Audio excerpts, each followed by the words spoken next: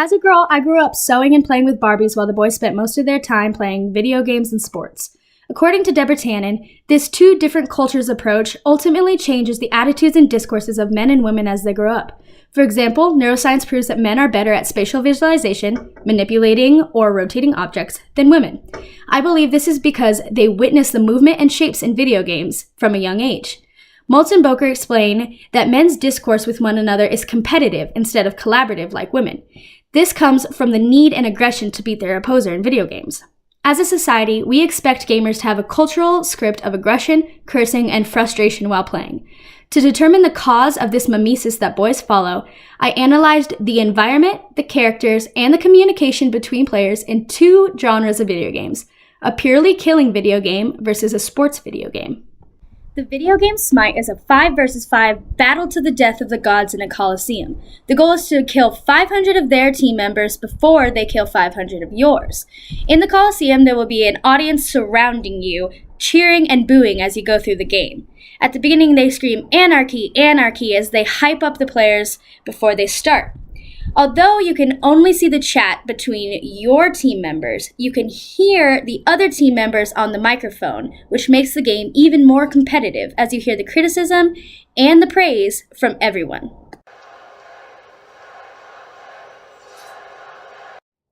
The second genre is a sports video game called NHL 16 that replicates a full professional hockey game, including warm-ups, sports announcers, and an audience.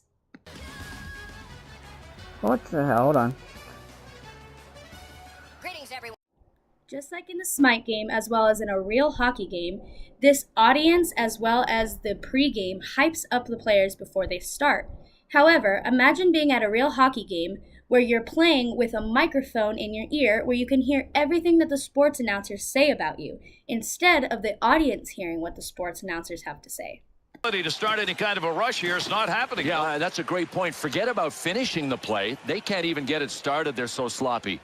The characters in the Smite video games themselves follow gendered and language ideologies, such as the men speaking low and harsh with a monotone voice, while the girls speak with a high-pitched voice with uptack at the end, and, of course, play the game in high heels and very limited clothing.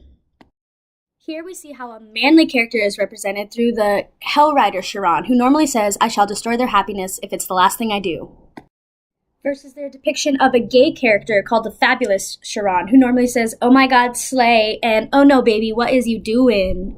As groups of boys are playing together, we witness Scott Kiesling's double bind, where a boy wants to be close to his friends, but not too close.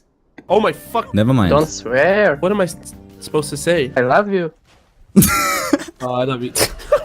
Scott Kiesling concludes that the misbalance between the two dominant discourses of masculinity, male solidarity, and heterosexism will lead to homophobia or homophobic thoughts.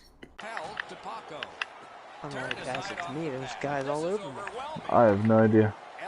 That was fucking homosexual, like. To be honest, not gonna lie.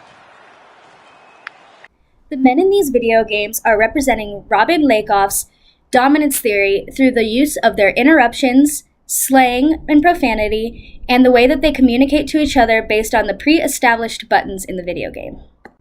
Those with a microphone on the game Smite are prohibited from cussing. If they are reported, their membership would be revoked. However, they use the pre-established buttons sarcastically to get their point across, such as using "thanks" when other people did not help them and they were killed. In the video game NHL 16, the most prevalent way to show dominance is, of course, fights, fights, fights. The Stars always have guys riding shotgun for them. I had no idea he could throw like this. Oh my.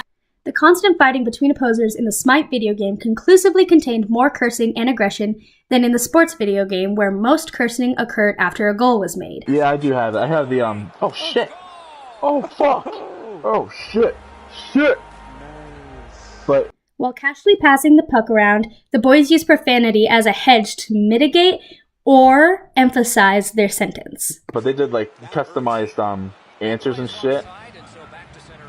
So it was like really inappropriate shit. So we could like make up our own cards and shit. I thought that'd be pretty fun. A cultural script is performed while boys compete for dominance in video games. but the genre of the game itself has an impact on the social discourses between characters, teammates, and opponents.